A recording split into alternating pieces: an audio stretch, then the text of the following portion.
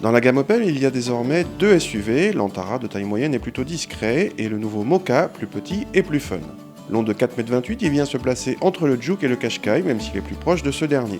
Le Mokka existe en 2 ou 4 roues motrices, en essence ou diesel, mais notre version équipée d'un 1,4 litre turbo essence n'est disponible qu'en 4 roues motrices. Le conducteur bénéficie d'une position de conduite assez haute, la planche de bord offre une bonne qualité de présentation dans la catégorie. L'ergonomie s'avère un peu compliquée au premier abord, mais à sa décharge, notre Mokka propose un équipement assez fourni avec le détecteur de franchissement de ligne et même un contrôleur de vitesse en descente, pour se la jouer vrai 4x4.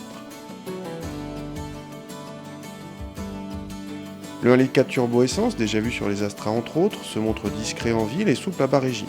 Ensuite, il déçoit par sa montée en régime très linéaire, offrant peu de sensations, mais il suffit dans l'ensemble pour ce Mokka. Le comportement offre un bon compromis confort tenue de route, le Mokka se révélant assez agréable même sur petites routes sinueuses en évitant trop de roulis. À l'arrière, l'espace dévolu aux passagers permet d'y loger 2 adultes sans problème, même s'ils sont assis très droits, mais on est plus proche de l'habitabilité d'un Juke que celle d'un Qashqai.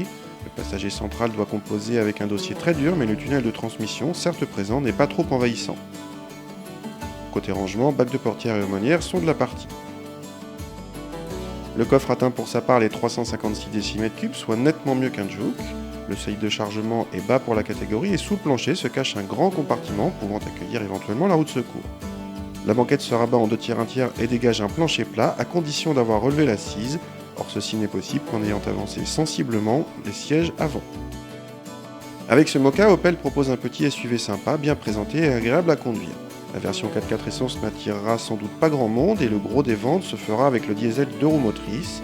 On a juste un problème pour cataloguer ce Mokka, placé en taille et en prix entre un Juke et un Qashqai.